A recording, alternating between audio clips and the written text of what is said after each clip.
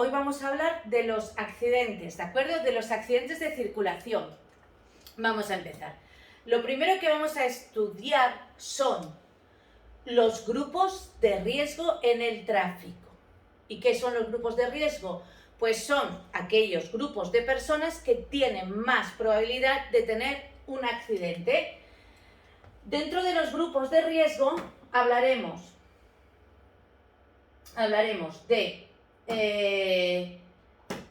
de la accidentalidad de los peatones y de los grupos de riesgo, hablaremos de los peatones y de los conductores.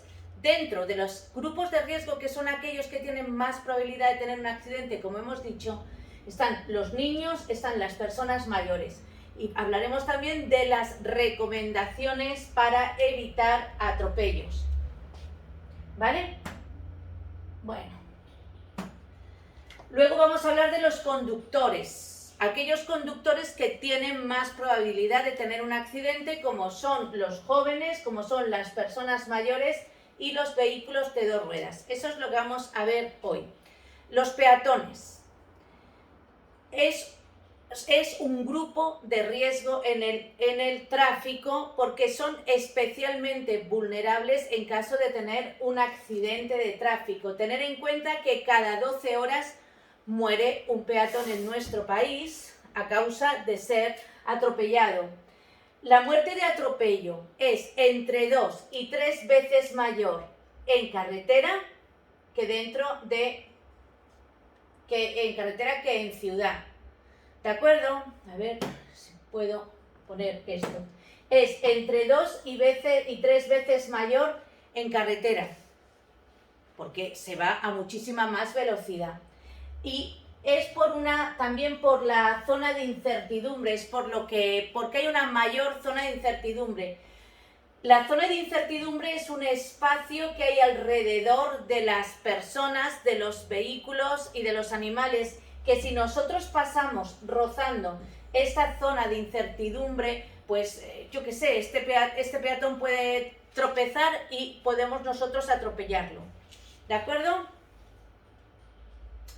Con relación, muchos de estos atropellos que sufren los peatones son por infracciones de los propios peatones, por ejemplo, porque cruzan antirreglamentariamente la calzada, cruzan sin esperar a que el muñeco, cruzan no por un paso de peatones, sino por cualquier lado, o cruzan con el semáforo de peatones en rojo, o también porque no se sitúan correctamente en la calzada, porque tendrían que ir más pegados a la arista y van más pegados al borde de la calzada.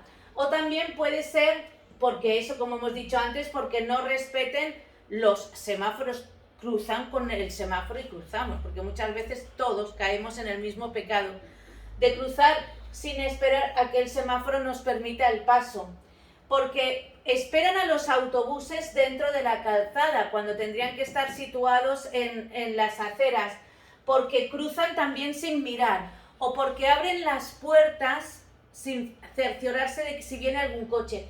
Por cierto, que para salir de un coche, como norma general, dice el Reglamento General de Circulación, que se saldrá del vehículo por el lado más próximo al borde de la calzada, es decir, se sale por el lado de la acera, como norma general. No te digo yo que el conductor no tenga que salir por el lado de la calzada, pero si sale por el lado de la calzada se tiene que cerciorar de que no pone en peligro a nadie, ¿de acuerdo? Fijándose de que no va a venir nadie. A ver, opciones de puntero. Vale, voy a poner aquí la pluma, vale. Bueno, vamos a ver. También hay infracciones de los conductores que hacen que se salten los semáforos, o sea, que hacen que se produzcan accidentes, como son, por ejemplo, a ver si pongo esto bien. Espérate, pantalla está un poco descalibrada. Pluma, está un poco descalibrada. Vale. Pues por ejemplo,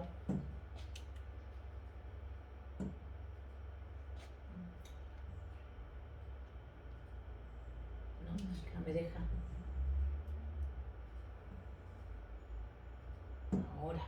no me deja. Está descalibrada y no me deja. Por ejemplo, saltarse los semáforos. Por eso atropellan a los peatones. O por no respetar la preferencia de paso en los pasos de peatones. No dejarles pasar en los pasos de peatones. Estacionar en las aceras, haciendo que los peatones tengan que andar por las calzadas. ¿De acuerdo? Todo eso son infracciones que hacen que se tengan más accidentes. Los niños tienen una probabilidad mayor de tener accidentes. Primero porque tienen problemas en la audición. ¿De acuerdo? Tienen problemas en la audición y no pueden seleccionar o definir bien de dónde vienen los coches, porque todavía son muy pequeños. Tienen un bajo control de atención y también porque desconocen la normativa de tráfico y lo mismo cruzan cuando no pueden cruzar o van por medio de los carriles jugando con los patines o con los patinetes o monopatines, o juegan por medio de la calzada, cosa que no está permitido. Y con relación a los ancianos, en caso de accidente tienen una mayor probabilidad de morir, puesto que sus cuerpos son más débiles. El exceso de ruido les hace que no puedan localizar bien de dónde vienen los coches, por dónde vienen los coches. ¿De acuerdo? Tienen dificultad también las personas mayores para apreciar la velocidad a la que se acercan los coches. Por lo tanto, cruzan y pueden ser atropellados. Existen pocos pasos de peatones para ellos, tienen problemas de orientación. A veces las calles son demasiado anchas, lo que hace que les cueste trabajo atravesarlas y están mucho rato en la zona dentro de la calzada donde pueden ser atropellados. Los bordillos son muy altos y el hecho de que haya obstáculos como maceteros o volardos que también les hace difícil cruzar la calzada. ¿Cómo evitaremos los atropellos? En poblado, sobre todo en poblado, tenemos que moderar la velocidad cuando nos acerquemos a, por ejemplo, zonas donde zonas donde frecuentemente haya peatones, paradas de autobuses, zonas de colegios. Iremos cerca de peatones, moderaremos la velocidad. Extremaremos la precaución cuando haya peatones cruzando, cuando haya peatones cerca de nuestro coche. También tenemos que tener cuidado con los que van hablando con el móvil porque van distraídos y van en su conversación. Tenemos que tener cuidado con los peatones en carretera, puesto que ellos, como nos ven perfectamente a nosotros, piensan que nosotros los vemos a ellos y lo mismo no van situados muy al borde de la calzada. Los accidentes de tráfico. ¿Dónde se producen los accidentes? Los accidentes se producen sobre todo en rectas, por distracciones. También se producen sobre todo en periodos vacacionales, porque uno va más distraído. También se producen de día, pero a la hora de entrada y salida del trabajo. A la entrada es cuando más accidentes se producen. A la entrada, porque siempre vas con la presión de que llegas tarde, y a la salida, porque tienes muchas ganas de volver a casa, y es cuando más se producen. También se producen más accidentes en zonas urbanas. Dentro de las zonas urbanas hay más accidentes. Lo que pasa, es verdad, que en carretera los accidentes son más mortales. Eso lo tenemos que tener en cuenta, ¿de acuerdo?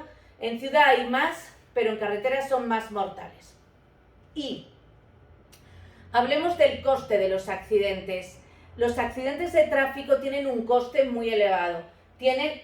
Cuesta dinero. Por ese motivo, pues el Estado va a intentar que no tengamos accidentes. Va a poner todos los medios para que no los tengamos. Pues haciendo que nos saquemos el carnet de conducir, haciendo que deberían de estar las carreteras en buen estado. ¿De acuerdo? ¿Por qué? Porque cuesta dinero. Tienen un coste humano. Tienen un coste humano por la pérdida de capacidad productiva, es decir, cada persona que tiene un accidente a lo mejor ya no puede volver a trabajar, por lo tanto deja de cotizar, por lo tanto menos dinero para las pensiones y para sustentar la seguridad social de todos. Y también tienen un daño psicológico, tienen un coste humano. Los accidentes tienen coste materiales de vehículos y de las vías. A ver, el coche, ¿quién lo va a pagar? el culpable. El que ha tenido la culpa va a ser el obligado a indemnizar a la víctima, que para eso está el seguro. Y tiene que dejar el coche tal y como estaba en el momento que se produjo. Tiene que indemnizar a la víctima, pero también tiene que poner bien la carretera que se ha cargado, los semáforos y las señales que se ha cargado, también tiene que ponerlas en su sitio, ¿de acuerdo? Y eso cuesta dinero. En realidad va a tener que pagarlos, pues, el que lo ha producido. Tienen un coste sanitario. A ver, los gastos de operaciones, quirófanos, traslado, ambulancias, bomberos, eso habrá que pagarlo. Bomberos no son sanitarios, pero también hay que pagarlo. Y tienen un coste también administrativo, puesto que se ponen en marcha seguros, compañías de seguros, se ponen en marcha juicios y demás. ¿Entendéis? Entonces, estos son el coste, y esto es pregunta de los exámenes, de los accidentes. Un coste humano, costes materiales, costes sanitarios y costes administrativos. Factores de riesgo. ¿Qué son los factores de riesgo? Son los factores que intervienen en un accidente. Los factores que intervienen y que, por tanto, provocan ese accidente. Los factores que intervienen en la circulación son un hombre que conduzca un vehículo dentro de una vía. Pues bien, para que se produzca un accidente, tiene que haber un error en uno o varios de los factores que interactúan en la circulación. Puede que haya fallos en el hombre, puede que haya fallos en los vehículos o puede que haya fallos en la vía. El 90% de los accidentes son por fallos humanos. Entre un 5 y un 7 son por fallos de vehículos, y entre un 5 y un 7 de los accidentes son porque las carreteras están en mal estado. La velocidad. La velocidad es la primera causa de accidentes, tanto en ciudad como en carretera. Es la causa que más influye en los accidentes de tráfico. Bien, porque vamos a velocidad inadecuada o vamos a velocidad con exceso de velocidad, pasándonos la máxima establecida o la que no se adapta a cada situación. Ten en cuenta que a mayor velocidad, más metros recorres mientras piensas, es decir, aumenta la distancia de reacción y aumenta la distancia de frenado. A mayor velocidad tardas más, recorres más metros mientras piensas. Esto es la distancia que recorres mientras piensas. Y ahora aquí tienes que frenar. Cuando quieres acordar, también a mayor velocidad, el coche lleva más energía cinética, por lo tanto cuesta más trabajo frenarlo. Aumenta también la distancia de frenado, es decir, el accidente se produce irremediablemente. Hablamos de las distancias. Las distancias que recorremos para detener un coche, como las que veíamos aquí, son dos distancias. La distancia de reacción, que es la distancia que va a recorrer el coche desde que lo ves hasta que tomas la decisión de reaccionar, de frenar o de esquivar, hasta que tomas una reacción, hasta que das una respuesta. Esta es la distancia de reacción. Desde que tú pisas el freno hasta que el coche se detiene, se recorre esta otra distancia, que es la distancia de frenado. Pues bien, la suma de las dos distancias se llama distancia de detención o distancia de parada técnica, que es la suma de las dos. Desde que percibes un estímulo hasta que el coche se detiene. Es decir, aquí lo veíamos, ¿vale? Distancia de reacción, esta. Distancia de frenado. Las dos se llama distancia de detención o distancia de parada técnica. Ahora, ¿qué problema existe? Que si tardo más en pensar, porque voy a más velocidad o he tomado alcohol, voy a reaccionar, voy a pensar, tardo más en pensar, por lo tanto voy a frenar en este caso después, y puede que no tenga espacio para poder detenerme, para poder frenar, ¿vale? Hasta aquí la primera parte de lo que son los accidentes de tráfico. Vamos a ver algunas preguntas para hacerlo más dinámico. ¿De acuerdo?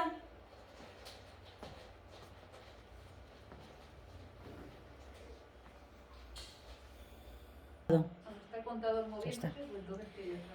Bueno, pues ahora lo que vamos a hacer son preguntas de los exámenes, ¿de acuerdo? Preguntas que nos pueden caer de todo lo que hemos estado explicando hasta ahora. Por ejemplo, ¿qué consecuencias tienen los accidentes de tráfico? A. Un enorme impacto económico solamente. B. Daños materiales y costes humanos únicamente. O C. Tienen daños materiales, costes sanitarios, administrativos y humanos. ¿Qué decís? Sí. ¿C? ¿Correcta? Correcta. A ver. Que no sale. Efectivamente, la C. En este caso es que por el solamente, es decir, un impacto económico no, es económico, humano, costes administrativos, ¿de acuerdo? Pues no es solamente económico. Y daños materiales y gastos humanos únicamente no, también hay costes sanitarios, es decir, humanos, sanitarios, de vehículos y administrativos. Vale, la más completa era esa. A ver. No quieres. No, es que está descalibrada la pizarra. Y entonces, pues me cuesta mucho trabajo. Voy a tener que empezar... En el ordenador. Sí, con el ordenador, hacerlo con el ordenador. Está la pizarra descalibrada y ahora no me voy a entretener. Debemos identificarnos a los servicios de emergencia cuando avisemos de un accidente. No lo he explicado, pero vamos a sacarla por lógica, ¿vale? Porque eso viene a continuación. Pero bueno, por lógica, sí, con nuestros datos personales. B, no es necesario. Y C, sí, con nuestro número de matrícula. Correcto, sí, con nuestros datos personales, es decir, con tu nombre, apellido, si te piden el número de teléfono, pues también. Tienes que llamar en cuanto el que presencia un accidente tiene conocimiento de él, está obligado a prestar auxilio. Y prestar auxilio muchas veces es llamar al 112 para que venga la ambulancia, para que venga la policía. Ya estás prestando auxilio. Es decir, si no sabes qué hacer, llamar a la policía ya es algo. Llamar al 112 ya es algo. Y entonces, si hay daños humanos, daños en las personas, posiblemente habrá un juicio para determinar las causas del accidente y el responsable. Entonces hay que dar nuestros datos, pues lo mismo nos piden nuestro nombre, nuestros apellidos, nuestro número de teléfono, porque lo mismo en un juicio tenemos que ir como testigos, ¿de acuerdo? Es decir que sí, estamos obligados. Vamos a ver la siguiente. Los conductores jóvenes suelen tener más accidentes. A. Por un comportamiento exhibicionista cuando van en grupo. B. Porque se distraen con mayor facilidad. Y C. Por su desconocimiento de las normas. ¿Qué decís? B o A. Porque se distraen con mayor facilidad no tiene por qué. No tiene por qué. Es la A. Sí, por un comportamiento exhibicionista. Tienen más accidentes de tráfico. Porque se dejan guiar más por el grupo. ¿De acuerdo? Por vacilar más, es así. Cuando uno es más mayor, pues se deja guiar menos. Es verdad. No... Esta pregunta es de la siguiente parte, pero vamos a intentar sacarla. Si en un accidente hay un herido inconsciente que parece que no tiene ninguna lesión, debemos ponerlo semisentado, inconsciente, ¿eh? Sí, en la posición más segura, semisentado. Está inconsciente. B. No es preferible ponerlo en posición de defensa, que es tumbado de lado con la cabeza más baja. Y C, no, debemos insistir para que camine, o sea, lo arrastramos. A ver. Correcto, no. Es decir, si está inconsciente no sabes exactamente qué tipo de lesión puede tener. ¿Cómo lo vas a poner semisentado? No lo puedes poner, se pondrán semisentados solamente a los conscientes que respiren con dificultad, solo. En general, a todos los heridos se ponen tumbados de lado con la cabeza más baja que el resto del cuerpo, que se llama posición de defensa. ¿De acuerdo? Y más a un inconsciente que en cualquier momento, pues, no sé, al estar inconsciente, si lo pones boca arriba, la posición de defensa es de lado. Porque así, si se quedara, si está inconsciente, además ese está diciendo que está inconsciente, si se queda inconsciente, si lo ponemos boca arriba, se puede tragar el músculo de la lengua y se puede ahogar, o puede vomitar y se puede ahogar, o sea que tumbarlo de lado para que si vomita o echa fluidos, pues no se ahogue. ¿De acuerdo? Vale. La siguiente, si aumenta la distancia, si aumenta la velocidad, la distancia de frenado disminuye. B, no varía. C, aumenta. C. Correcto, la C. Si aumentas la velocidad, la distancia de frenado, tengo más energía cinética. Por lo tanto, a mi coche le cuesta más trabajo frenar. Por lo tanto, la distancia de frenado aumenta. Lo habíamos visto antes en el dibujo. Si yo voy a más velocidad, recorro más metros mientras freno. ¿Os acordáis del dibujo de antes, de los cochecitos? Vale, aumenta, correcto. ¿Puede influir el estado de los neumáticos en la distancia de frenado? A, no, porque la distancia de frenado es siempre la misma. B, no, porque la distancia de frenado depende solo de la velocidad. Y C, sí. C.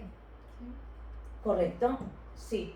Es decir, la distancia puede influir el estado de los neumáticos en la distancia de frenado. Claro, si a los neumáticos les cuesta trabajo frenar, si los neumáticos están desgastados, se agarran menos al suelo.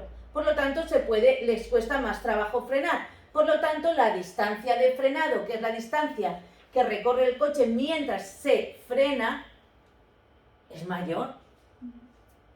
¿Vale? También influye en la distancia de frenado pues el hecho de que el suelo esté mojado o haya nieve. Los accidentes de tráfico son debidos principalmente a unas condiciones meteorológicas adversas. B, al mal estado del vehículo. C, al factor humano. Al factor humano. C. Correcto. Es decir, en el 90% de los accidentes es por fallos humanos. El hombre se equivoca. Entre un 5 y un 7 pueden ser por fallos del vehículo. Y más o menos entre un 4 y un 5% pueden ser por fallos de la vía. Pero lo normal es que sea el hombre que se equivoque. Me voy al ordenador, que no hay manera. ¿De acuerdo? ¿Pueden las personas mayores conducir con seguridad? Sí. Si se tienen en cuenta las alteraciones de las capacidades físicas y mentales. B, no, aunque se tengan en cuenta las alteraciones de las capacidades físicas y mentales. Y C, sí, pero solamente antes de los 70. A. La correcta sería la A, efectivamente, sí, teniendo en cuenta, pues, por ejemplo, que si toman pastillas tienen que ver las consecuencias de la ingestión de esas pastillas, cómo le puede afectar a la conducción. Que a lo mejor tienen problemas de audición, pues tienen que tener, o problemas en la visión, pues debidamente corregido, adaptándose a cómo se encuentran en cada momento. Claro, teniendo en cuenta que lo mismo pueden ver peor, oír peor, tener problemas de mayor estrés, de no responder tan rápido ante situaciones complicadas, tan rápido como un joven, que lo hicieron en su momento, sí, teniendo en cuenta, si se tienen en cuenta las alteraciones de las capacidades físicas y mentales. Si van con más cuidado, claro. Perfecto, estamos en el tema 14, ¿vale? Estamos ya haciendo test. Bueno, vamos haciendo temas salpicados según los alumnos que vayan viniendo, ¿eh? Vamos a ver, un turismo circula en llano. ¿Cuándo necesita más distancia, es decir, espacio para frenar? A, frena siempre igual, porque los frenos se adaptan al peso. No sé de quién, si del conductor, si de quién, no sé. B, cuando el vehículo lleva poco peso. Y C, cuando el vehículo lleva mucho peso. C. Es decir, un turismo circula en llano. ¿Cuándo necesita más distancia para frenar? Que frena siempre igual, eso es falso, porque no tiene por qué. Es decir, claro, no es lo mismo cargado que vacío. no es lo mismo que los frenos estén bien a que no. No es lo mismo que el suelo esté seco a que el suelo esté mojado. No es lo mismo que vaya cuesta arriba y cuesta abajo, aunque aquí está diciendo que va en llano, ¿vale? Pero la A no es. Cuando el coche lleva mucho peso, le cuesta más frenar. Tiene más peso, se embala más, por lo tanto, necesita más espacio para frenar. Pesa más y por lo tanto necesitamos más espacio para frenar. Los accidentes de tráfico conllevan, además de los costes humanos, a un enorme impacto económico, b, atascos importantes, que también, y c, una pérdida de tiempo. Correcto. Los accidentes de tráfico, aparte de los costes humanos en vehículos y en vías, conllevan un enorme impacto económico. Atascos importantes, claro que los producen, pero eso no es lo peor. Lo peor es gastos en coches, gastos en juicios, gastos sanitarios, gastos, ¿de acuerdo?, en las propias reparación de las carreteras, gastos en la pérdida de capacidad productiva, gastos de la gente que ya deja de trabajar o que durante un tiempo no puede trabajar y tiene que estar recibiendo pues una baja. ¿Me entendéis? Bien. Esto es más importante que esto, aunque esto es muy importante, ¿eh? Está claro. Son lo mismo la distancia de reacción y la distancia de frenado. A, solo en algunos casos. B, sí, y C, no. Sí. Pues correcto, la respuesta es que no. No es lo mismo la distancia de reacción y la distancia de frenado. No es lo mismo. ¿Os acordáis que la distancia de reacción es la distancia, vámonos aquí, que recorre el vehículo mientras tomamos una decisión, porque el coche sigue andando y va a recorrer una distancia de reacción, y desde que pisamos el freno hasta que el coche se detiene, recorre otra distancia que es la distancia de frenado, pero no son lo mismo, son distintas. La suma de las dos se llama distancia de detención, pero es la suma de las dos, pero cada distancia es distinta. Es decir, esta es una distancia, la que recorro mientras pienso, tiene que ver lo que yo tardo en pensar, tiene que ver a esta distancia le afecta si he consumido alcohol, si he consumido drogas, si he consumido medicamentos, todo lo que le afecte a lo que yo tardo en pensar. La distancia de frenado le afecta a todo lo que le pase al coche, que si los frenos están mal, que si los neumáticos están mal, que si la calzada está mal, que si está lloviendo. Eso es lo que le afecta a la distancia de frenado. Y luego tenemos la suma de las dos, se llama distancia de detención. También es verdad que la velocidad afecta a la primera y a la segunda. Eso sí que es verdad, ¿vale? Eso sí que es verdad.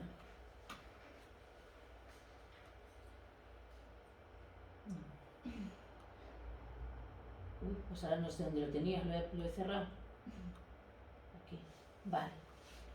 Al socorrer a un motorista con posible fractura de cráneo, ¿hay que quitarle el casco de protección?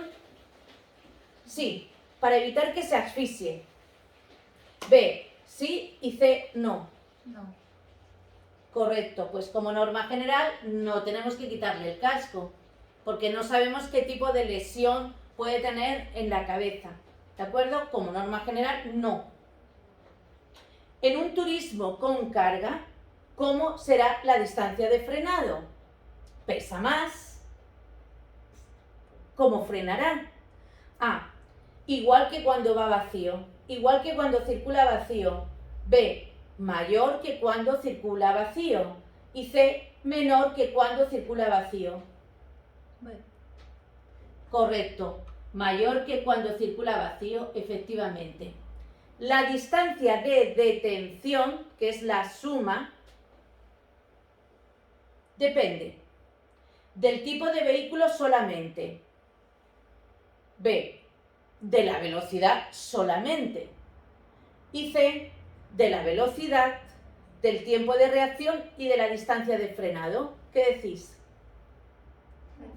Correcto. La distancia depende, pues, primero de la velocidad. La velocidad hace que recorras más metros mientras piensas y mientras frenas. Depende también del tiempo de reacción, de si te has tomado una pastilla o no te la has tomado, de si has tomado alcohol o no has tomado alcohol, de si estás cansado o no estás cansado. Y depende de la distancia de frenado, de si el suelo va sobre asfalto mojado o sobre asfalto seco. Correcto, la C. Correcto. Si un conductor presencia un accidente de tráfico, ¿está obligado a prestar auxilio en los accidentes? A, sí, como norma general. B, solamente si es solicitada su colaboración. Y C, no, solo están obligados los implicados en el accidente.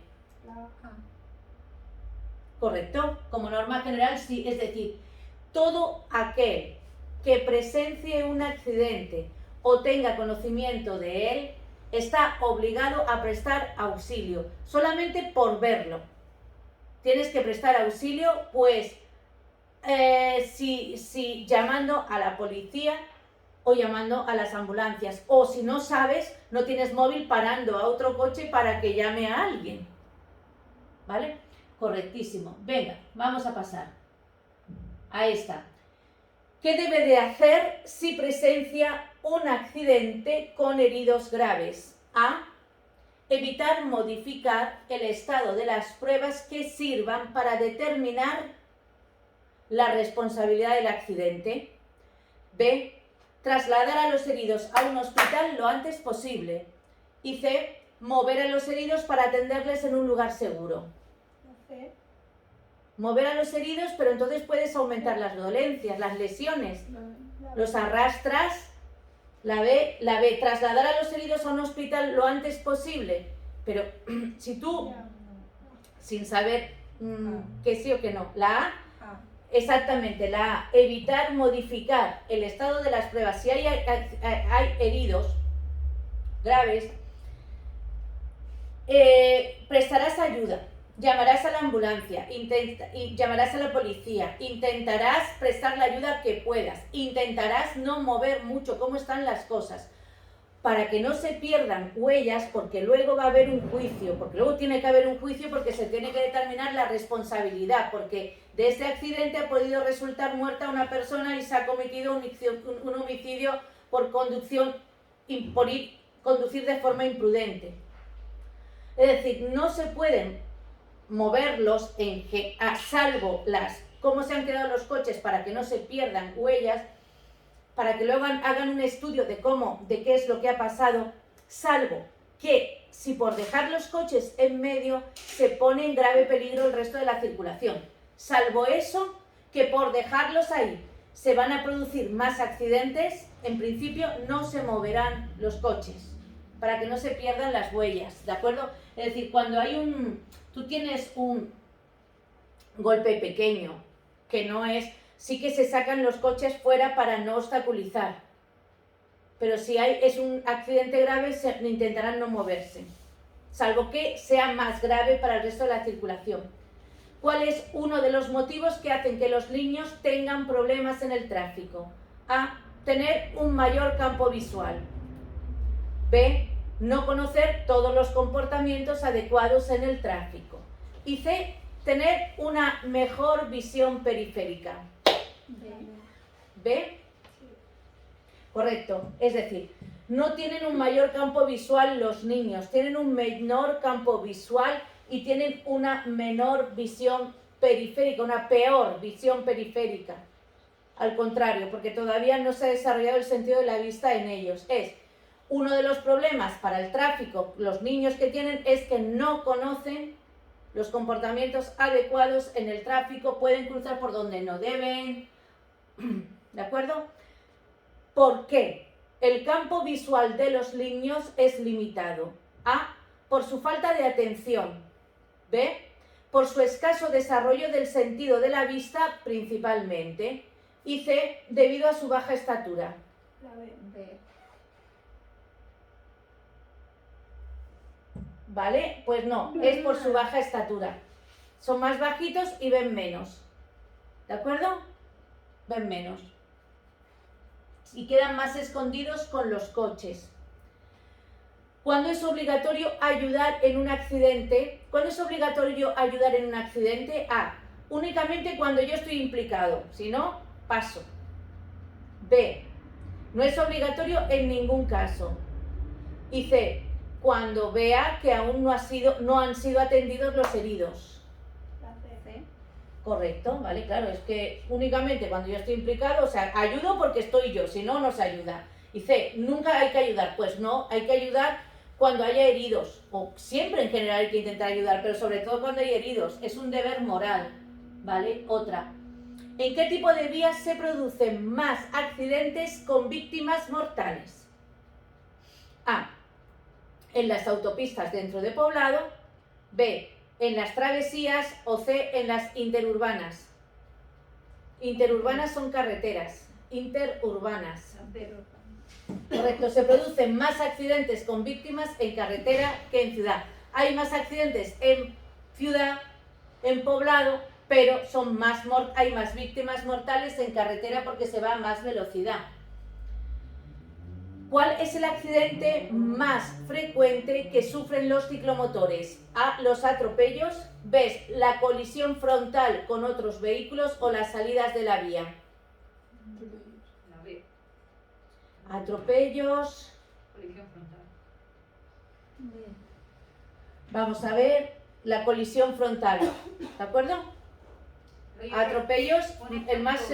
¿Qué? Hay algunas que te pone frontolateral o algo así. En algunas. Frontal Y lateral. y lateral, que chocan contra los coches. ¿Vale? Una velocidad elevada aumenta la probabilidad de que se produzca un accidente y de que sea mortal. B, no es un factor desencadenante de accidentes. Y C, no aumenta la probabilidad de que se produzca un accidente, pero sí agrava sus consecuencias. C. La Correcto, aumenta la probabilidad de que una velocidad elevada aumenta la probabilidad de que se produzca un accidente y de que éste sea mortal. Efectivamente, ¿lo entendéis todos? A más velocidad, más Más fuerza, más energía cinética, más fuerza, mayor es el impacto. Cuando un vehículo accidentado comienza a arder, ¿qué se tiene que hacer primero? A, apagar el fuego. B, sacar rápidamente a los heridos. O C, ir a buscar ayuda. B. Sacar a los heridos. ¿B? No tengo una duda por la A, ¿eh? A ver. Yo sacaría, intentaría. Vamos a ver, correcto. Primero sacar a los heridos y después intentar apagar el fuego. Porque si no se puede hacer una bola, se puede prender. Sí, primero sacar a los heridos y después apagar el fuego, pero sin nadie dentro. ¿En qué casos es aconsejable colocar a un herido en posición de defensa, que es tumbado de lado? A, en caso de un herido con lesiones en la columna vertebral. B, en todos los casos, para que esté más cómodo. Y C, cuando se encuentre inconsciente. Sobre todo exactamente a los inconscientes, porque si tiene una lesión en la columna vertebral y lo pones de lado, pues va a ser peor para él. ¿De acuerdo? Siguiente, vamos a ver. ¿Cuándo se debe de dejar de realizar insuflaciones boca a boca a un herido? Esto no lo hemos visto, es de la siguiente parte que veremos el próximo día, pero bueno, vamos a sacar las preguntas y así vamos haciendo boca de lo que nos espera. ¿Cuándo se debe de realizar insuflaciones boca a boca a un herido? A, cuando llegue la ayuda especializada, el herido empiece a respirar o hasta que nos agotemos. bueno, te agotas y lo dejas que se muera ya. B, cuando lleguen otras personas al lugar del accidente. O C, únicamente al notar que la víctima comienza a respirar. ¿Qué diríais? La C. Correcto, claro. Ah, pues no. Cuando llegue la ayuda especializada, el herido empiece a respirar o hasta que nos agotemos, pues entonces ya. Palabra únicamente. Es por el únicamente, es verdad, es verdad. Porque no es por el única, es por el únicamente, no solamente en ese caso, es que puede ser cuando llegue también la ambulancia, también dejaremos, ¿de acuerdo? Y hasta que nos agotemos, sí, y buscaremos a otra persona que siga haciéndolo. Claro. Los conductores de motocicletas tienen la obligación de atender a las víctimas de un accidente. A. No, solo los conductores de turismos y otros vehículos, es decir, los de las motos son especiales, ellos no tienen obligación de atender a nadie. B. No, si no conocen las técnicas adecuadas para prestar auxilio, es decir, los conductores de motos no tienen que atender. Y C. Sí, y también están obligados a colaborar para evitar mayores peligros o daños, por ejemplo, parando la circulación. C. Correcto, es decir, igual que los demás. Los conductores de motos igual que los demás. ¿En qué puede afectar el mantenimiento inadecuado del vehículo? A. En un aumento de la distancia de frenado. B. En un aumento del tiempo de reacción. Y C. En que la distancia de reacción puede aumentar. Si tiene que ver con el coche.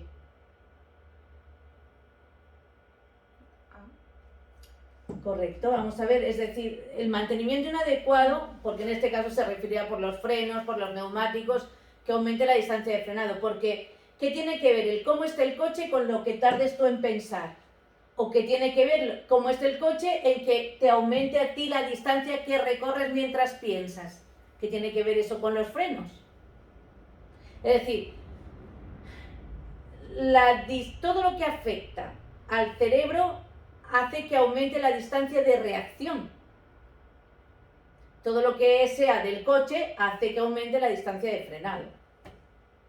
¿Me entendéis? Vale. ¿En qué épocas del año se producen más accidentes? A. Es indiferente. B. Durante los periodos vacacionales. C. Fuera de los periodos vacacionales. En los periodos vacacionales porque se va más distraído. ¿Quién asume los costes de los accidentes de tráfico? A. Los ciudadanos de forma directa o indirecta, es decir, todos en general. B. Las compañías de seguros siempre. Y C. Las administraciones públicas únicamente. A. En general todos, porque al final aquel que se queda inválido en una silla de ruedas, bueno, que se queda en una silla de ruedas va a recibir una pensión y las pensiones en general las pagamos todos, ¿de acuerdo? Es decir, y los hospitales los pagamos todos, es decir, en general todos, y los juicios y los jueces, los abogados los pagamos en general todos. En general todos pagamos los costes. Como norma general, ¿por qué no se debe de mover a los heridos graves en un accidente? A. Porque podemos ocasionarles lesiones internas. B. Por la responsabilidad en caso de que mueran, es decir. Y C. Porque deben de ser movidos solo por personas competentes y autorizadas. C. C o A. Entre C y A, solo por personas competentes y autorizadas. Bueno, A es la razón por qué no. Ah, bueno, Porque sí. podemos ocasionarle lesiones internas y aquí es con el solo ya. Vale, pues al final vamos a dejar este test y el próximo día seguimos con la segunda parte de los accidentes que veremos las medidas de los primeros auxilios. Pues nada, nos vemos el próximo día.